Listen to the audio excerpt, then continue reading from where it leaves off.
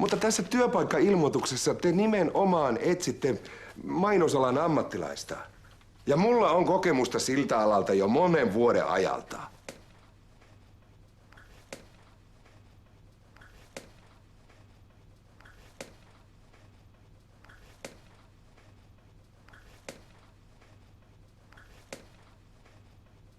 Ai jaa, että mun ei kannata lähettää edes hakemusta vai?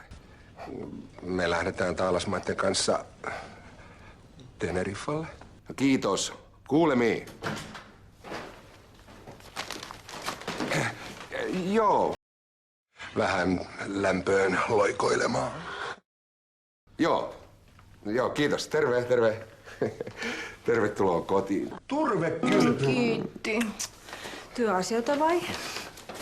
Voisitko kertoa mulle jotain siitä sun uudesta työstä? Hei, no valitettavasti mä en voi paljastaa siitä projektista mitään ennen kuin se on virallisesti. Valitettavasti. No, mä ymmärrän.